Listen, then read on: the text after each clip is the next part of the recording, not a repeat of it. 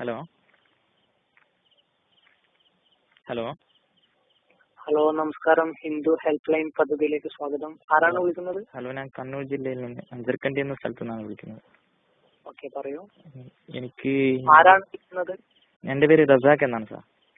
Okay, എനിക്ക് ഹിന്ദു മതത്തിലേക്ക് മാറണം എന്നുള്ള ഒരു ചിന്താഗതി ഉണ്ട്. അതുകൊണ്ട് വെൽക്കം മിസ്റ്റർ റസാഖ്. ഹിന്ദു ധർമ്മത്തിലേക്ക് സ്വാഗതം. Thank you sir. ഞങ്ങളെ ആദ്യമായി അഭിനന്ദനം അറിയിക്കുകയാണ്. ഹിന്ദു ധർമ്മത്തിനെ കുറിച്ച് അറിയാനും ഹിന്ദു ധർമ്മത്തിലേക്ക് കടന്നു വരാനും തയ്യാറായതിന് അഭിനന്ദനം താങ്ക് യു സാർ.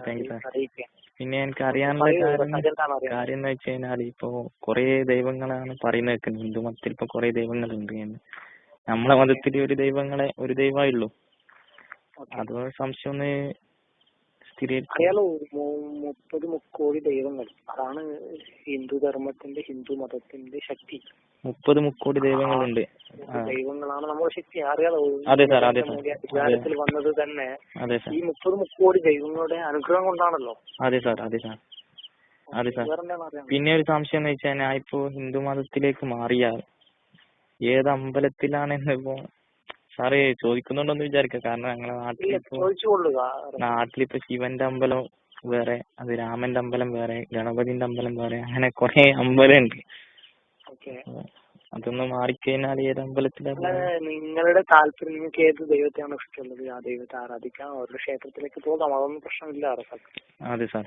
പിന്നെ ഒരു സംശയം എന്ന് വെച്ചാൽ ഞാൻ ഇപ്പൊ മാറിക്കഴിഞ്ഞാല് മുസ്ലിം മതത്തിൽ നിന്ന് ഞാനിപ്പോ മുസ്ലിം ആണല്ലോ, അത് ഹിന്ദു മതത്തിലേക്ക് മാറിക്കഴിഞ്ഞാൽ എന്ത് ഓപ്ഷനാണ് തരുന്നതെന്ന് പറഞ്ഞാൽ കൊള്ളാം. അത് ഞങ്ങളിപ്പോ മുസ്ലിങ്ങൾക്ക് വിലയിട്ടത് 5 ലക്ഷം രൂപയാണ്. 5 ലക്ഷം രൂപ ക്യാഷ് ആയിട്ട് തരും. 5 ലക്ഷം രൂപയാണ് ക്യാഷ് ആയിട്ട് തരും. അതെ. ഘട്ടം ഘട്ടമായിട്ടാണ് ഞങ്ങളിപ്പോ കൊടുക്കുന്നത്. അതായത് ഉത്തരേന്ത്യൻ ഭാഗങ്ങളൊക്കെ ഞങ്ങളുടെ അടുത്ത് നിന്നും പണം വാങ്ങിക്കൊണ്ട് ഞങ്ങളുടെ മതത്തെ വഞ്ചിച്ചുകൊണ്ട് കുറെ ആൾ പോയിട്ടുണ്ട്. അതുകൊണ്ട് ഇപ്പൊ വിശ്വാസങ്ങൾ ഒരു സംശയം കൂടി ഉണ്ട് സാർ. ഇത് അഥവാ ശേഷമാണ് ഇപ്പോൾ ഘട്ടം ഘട്ടമായി കൊടുക്കുന്നത്. അഥവാ ക്രിസ്ത്യാനിയാണ് മതം മാറിയതെങ്കിൽ അതിന്റെ ഓപ്ഷൻസ് എന്തായിരിക്കും? എങ്ങനെ മനസ്സിലായില്ല? അല്ല, ഇപ്പൊ മുസ്ലിം മതം മാറിക്കഴിഞ്ഞാൽ 5 ലക്ഷമാണല്ലോ ഓഫർ ചെയ്യുന്നത്. ക്രിസ്ത്യാനിയാണ് മതം മാറിയതെങ്കിൽ ക്രിസ്ത്യാനികൾക്ക് ഞങ്ങൾ ഇപ്പോൾ 2 ലക്ഷം രൂപ മാത്രമേ കൊടുക്കുന്നുള്ളൂ. അതെന്താ സാർ അങ്ങനെ 2 ഡിഫറൻസ്? അതായത് അറിയാലോ റസാഖ്, ഇന്ത്യ രാജ്യത്തെ സംബന്ധിച്ചിടത്തോളം ഇവിടെ മുസ്ലിങ്ങൾ തെറ്റ് വരികയാണ്. അതിൽ ന്യൂനപക്ഷത്തിൽ നിന്ന് ഭൂരിപക്ഷത്തിലേക്ക് എത്തിക്കൊണ്ടിരിക്കുകയാണ്. രാജ്യസുരക്ഷയ്ക്ക് തന്നെ ഭീഷണിയാവുന്ന രീതിയിലുള്ള അവരുടെ വളർച്ച തടയുക എന്ന ഒരു ഉദ്ദേശം കൊണ്ടാണ് ഞങ്ങൾ അവരെ ടാർഗറ്റ് ചെയ്യുന്നത്. ഈ ഇന്ത്യയിൽ മാത്രമല്ല, ലോകത്തെമ്പാടും അമേരിക്ക, ഫ്രാൻസ്, ബ്രിട്ടൻ എല്ലാ രാജ്യങ്ങളിലും ഇസ്ലാമിലേക്ക് ജനങ്ങൾ ഒഴുകിക്കൊണ്ടിരിക്കുകയാണ്. ഇത് ഇന്ത്യയിലും അതേ രീതിയിൽ വളർന്നു കഴിഞ്ഞാൽ നമ്മുടെ രാജ്യസുരക്ഷയാണ് ഏറ്റവും കൂടുതൽ ബാധിക്കുന്നത്. പിന്നെ ഒരു കാര്യം സാർ, പിന്നെ ഒരു സംശയമുണ്ട്. ഞാനിപ്പോ നാട്ടില് കുറച്ച് വിലയുള്ള ഒരു മാപ്പിളയാണ്. കാരണം ആൾക്കാരുടെ ഇടയിലല്ലോ. ഇപ്പോ സാർ അഥവാ ഹിന്ദു മതത്തിലേക്ക് മാറിക്കഴിഞ്ഞാൽ ഒരു നായർ ഹിന്ദുവെങ്കിലും ആക്കാൻ പറ്റും? റസാഖെ, ഈ നായർ ഹിന്ദു എന്നൊക്കെ പറഞ്ഞു കഴിഞ്ഞാല് അത് കർമ്മം കൊണ്ടാവേണ്ടവരാണല്ലോ നായർ. അത് എന്തായാലും സാധ്യമല്ല. അതെ സാർ. ഓക്കെ. പിന്നെ ഒരു സംശയം ദൈവിക ഗ്രന്ഥത്തെ കുറിച്ചാണ്. കാരണം ഇപ്പോ ഒരു മതത്തിൽ നിന്ന് മാറുമ്പോ നമ്മളെല്ലാം ഒന്ന് ആലോചിക്കുന്നത് നല്ലതാണല്ലോ. ഇപ്പൊ ഇപ്പൊ എന്റെ മതത്തിൽ ഇപ്പൊ ഖുർആനാണ് ദൈവിക ഗ്രന്ഥം, ഒരു വിശുദ്ധ ഗ്രന്ഥം എന്നറിയപ്പെടുന്നത്. അതിലിപ്പോ വരുന്ന കാര്യം, ഇനി വരാൻ പോകുന്ന കാര്യം, ഇന്നു പോയ കാര്യത്തെ കുറിച്ച് അതിൽ പരാമർശിക്കുന്നുണ്ട്. ഇപ്പൊ ശാസ്ത്രം എല്ലാം പറയുന്നത് അതിലുള്ള എല്ലാ കാര്യങ്ങളും സത്യമാണ്, അതിൽ നിന്നാണ് കണ്ടെത്തുന്നത് എന്നുള്ള. അതെ. അതുപോലെ ഇപ്പം ഹിന്ദു മതത്തിലാണെങ്കിൽ മഹാഭാരതം, അതുപോലെ രാമായണം ഞാൻ കേട്ടതെന്ന് പറയുന്നതാണ് സാർ. അതിലിപ്പോ കഥകളാണെന്നാണ് പറഞ്ഞു കേൾക്കുന്നത്.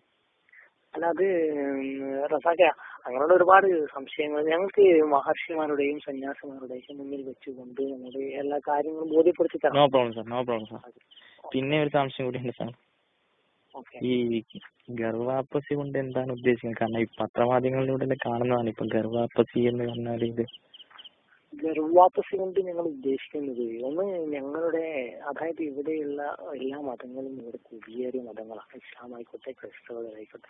അതൊക്കെ ഞങ്ങളുടെ മതസ്ഥരെ നിർബന്ധിപ്പിച്ചുകൊണ്ട് പ്രലോഭിപ്പിച്ചുകൊണ്ട് മതം മാറ്റിയവരാണ്. തറവാട്ടിലേക്ക് തിരിച്ചു കൊണ്ടുവരിക എന്നൊരു ഉദ്ദേശമാണ്. അതിലെല്ലാം ഉപരി അറിയാണോ, ഇവിടെ ഞങ്ങളുടെ മതത്തിൽ നിന്ന് അതായത് ഒരു ഹിന്ദുവും ഒരു മുസ്ലിമും ഹിന്ദു ആവുന്നില്ല. വളരെ ചുരുക്കം. അതെ സാർ. എന്തെങ്കിലും ലവ് വിഷയം അങ്ങനെയുള്ള പ്രണയം മാത്രമേ ആവുന്നുള്ളൂ. അതെ സാർ. അതുപോലെ ക്രിസ്ത്യൻസും പിന്നെ ഹിന്ദു ആവുന്നില്ല. അതെ സാർ. നേരെ മറിച്ച് ഹിന്ദു മതത്തിൽ നിന്ന് ഒരുപാട് പേര് ഇസ്ലാമിലേക്ക് പോകുന്നുണ്ട്, ക്രിസ്തു മതത്തിലേക്ക് പോകുന്നുണ്ട്. അതെ ശരി സാർ.